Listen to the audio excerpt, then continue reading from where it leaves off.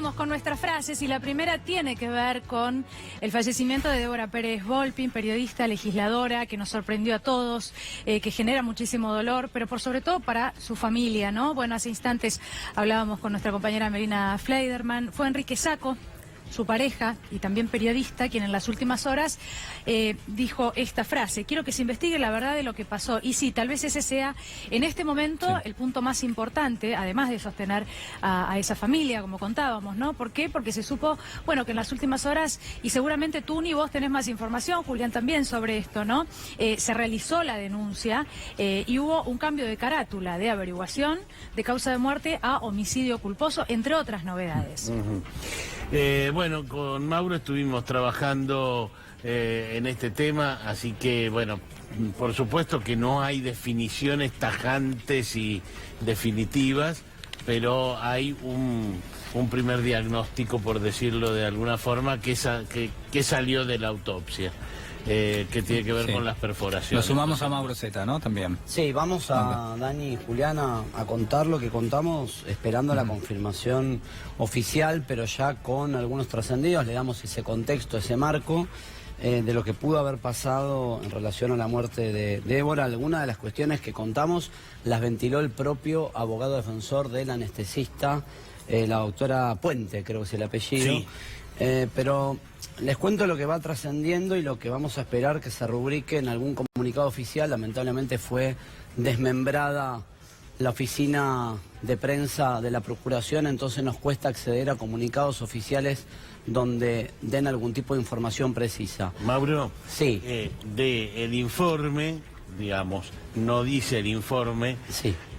Pero digamos, se deduce que no plantean fallas en la sedación, ¿no es cierto? Exactamente, ese es un dato fundamental, que no plantea fallas en la sedación. Te diría que por eso el primero que sale a hablar es el abogado del anestesista, porque tiene elementos que le permiten seguramente el propio testimonio de ella, Dani, donde dice: no hubo fallas en la sedación, no hay problema cardíaco previo. Digo, no, en algún momento se barajó el tema de que podía tener se les haya pasado un infarto, sí. ¿no es cierto? Eso no ocurrió. Tampoco ocurrió. No ocurrió. Se habla de la perforación del esófago como una de las posibilidades que desencadenó en un procedimiento o en un proceso que derivó en la muerte. Un error instrumental o espontánea esta perforación es lo que hay que determinar. Claro. Pero hay otras frases que quiero compartir con ustedes que van a ir surgiendo seguramente ya con el informe oficial. Miren, aparentemente, cuando analizan el cuerpo, detectan una fractura en el esternón que tiene que ver con las tareas de reanimación, que no está vinculado a lo que le pasó cuando fue a atenderse a hacerse la endoscopía. Sí. Otro de los elementos que surge... O sea, ahí en eso no está la razón de la muerte. Eso es cuando ya tratan de reanimar. Son síntomas posteriores. Correcto. Es perfecto lo que dice Tuni, que está bueno diferenciar, Dani y Julián, de lo que pasó una vez que intentaron reanimarla. Obviamente que en ese contexto aparece una fractura del esternón. Otra situación que aparece: están investigando si en realidad ella tenía un coágulo que se le había formado y que la presencia de ese coágulo era lo que generaba dolores y que la llevó a esta consulta médica. De ser así, la pregunta es si ese coágulo se veía a simple vista en una revisación médica de rutina o necesitaban la endoscopía. El coágulo estaría a la altura del esófago. Estos son los datos que van surgiendo o que por lo menos plantea uno de los peritos a ampliar y verificar, ¿no? A partir de la presencia de ese coágulo en el esófago, parece que se inició un sangrado masivo. Ese coágulo era una consecuencia aparentemente de una úlcera. Todo esto es lo que está planteando un perito que estuvo allí presente. Acuérdense que puede haber disidencias, por eso contamos una de las posiciones que surgen en esta historia, y que durante la endoscopía, donde estaba ese coágulo producto de esa úlcera, el coágulo se desprende. Al desprenderse el coágulo, se pudo haber generado un sangrado masivo y ahí es donde aparentemente se produce una situación donde el aire va, esto es textual, es muy técnico, muy médico, va del esófago al mediastino y esto deriva en un neumotórax que deriva en el resultado muerte. Es muy técnico, pero lo que estamos contando, y creo que la conclusión que compartimos con Tuni, es que en función de este informe preliminar, lo que empezaría a cobrar fuerza es que la muerte no está relacionada ni con un evento cardíaco previo a llegar a la revisación médica o al estudio médico, ni con la participación del anestesista. Me parece que va por este lado. Lo que pasa es que tenemos parcialmente lo que fue planteando un perito, que no sabemos si es la verdad consagrada. Fíjense qué interesante, porque en función de lo que dice Mauro, si los dolores abdominales de Débora tenían que ver con ese coágulo, ese coágulo se libera durante el procedimiento de la endoscopía, es decir, no por la endoscopía, pero sí durante ese procedimiento, ¿no? Es que no sabemos si es una consecuencia de la endoscopía. Exactamente. Claro. El tema que van a discutir es si hay un error por el uso del instrumento en la endoscopía o si esto fue, si la perforación fue espontánea.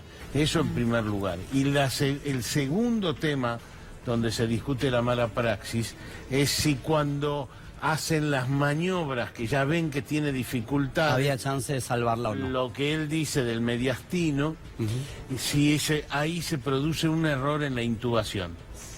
Entonces, esos son los dos. Y ver si eso constituye, perdón, Dani, si eso constituye delito, ¿no? Claro. Porque estamos contando una cuestión muy médica, que después hay que ver si eso constituye un delito penal o no. No sé si me seguís, Dani, el concepto. Bueno, digo. si hubo mala praxis en el procedimiento, lo que sí hubo, sí puede ser penado, por lo contábamos más temprano, ¿no? Con prisión, incluso inhabilitación para ejercer la profesión, si es que lo hubo. Claro. Sí, también me quedo pensando en lo que ustedes cuentan y en que haya habido probablemente un error de diagnóstico, entonces por lo tanto se deriva a hacer un estudio que no, y en realidad lo que había que hacer probablemente era otra cosa. Bueno, no, hay un ¿sabes qué palabra de esto y no quiero especular, ¿no? No, es que estamos contando lo que dijo un perito dentro de los que participaron, pero ¿sabes qué palabra usan muchos? Y seguramente va a ser el acto de defensa de algunos de los médicos que participan en estas maniobras. Ellos hablan de una úlcera y un coágulo solapados, que no se veían a simple vista, por eso la necesidad de la endoscopía. Entonces, como argumento, ellos te dicen, entramos de este modo porque no lo veíamos de otra manera. Después lo que pasó posteriormente ya tiene que ver con la labor de ellos en relación a la paciente, ¿no? Va a ser muy fino, va a ser muy debatido. Del lado de los peritos oficiales, te diría, Mauro, están a 1 milímetro de decir que hubo mala praxis. Están a 1 milímetro de decir, los peritos oficiales. Exactamente. Que Están la más cerca de la mala praxis. Están más cerca de dictaminar que la hubo. Y bueno, es la palabra, te digo, si se manejara con criterio la fiscal y el juez, y los peritos oficiales dicen eso, es palabra sagrada, digamos, es palabra oficial y tiene mucho más peso que cualquier perito de parte que hayan colocado en la mesa de autopsia. Vos vas a tener a los peritos oficiales diciendo esto y los otros en una disidencia, pero en general podemos ir a cualquier caso de la crónica que cubrimos con Tuni siempre, la palabra que más peso e importancia tiene debiera ser la del perito oficial. El doctor Cohen, que es el que encabeza a los peritos oficiales, redacta ahora un informe que se lo entrega al juez. Sí. Eso es igual, hay estudios complementarios que son 15 a 20 días. Exactamente, y que son muy importantes, ¿no? En general, a veces cambian las opiniones con esos estudios complementarios. Así que veremos qué es lo que sucede. Los peritos de parte que se presentaron son importantes. Ahora, Mauro, Tuni, Dani también, decían que el sanatorio en principio no tiene responsabilidad en esto. No, es decir, la responsabilidad es de carácter individual, es decir, afecta directamente a quienes intervenían en justamente en la operación o en la práctica, ¿no?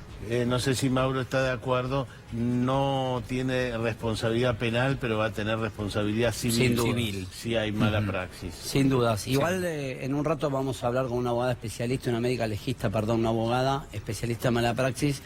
Ojo que si uno busca en los archivos, Dani, Julián, de lo que son las sentencias, no es fácil encontrar una sentencia por mala praxis y mucho menos imaginen un escenario de detención. Claro. Digo, en general, probar esto que se llama mala praxis, que en realidad es un homicidio culposo, en general no tengo yo antecedente en mi cabeza muy visible, inmediato, de gente que vaya en cana o que al menos reciba una sentencia de cumplimiento efectivo, una sentencia mayor a los 3 años de prisión por un caso de mala praxis. No te enterás, por lo menos, o no son de forma cotidiana resoluciones. El caso más público, el de Ricardo Ford, quedó con un sobreseimiento.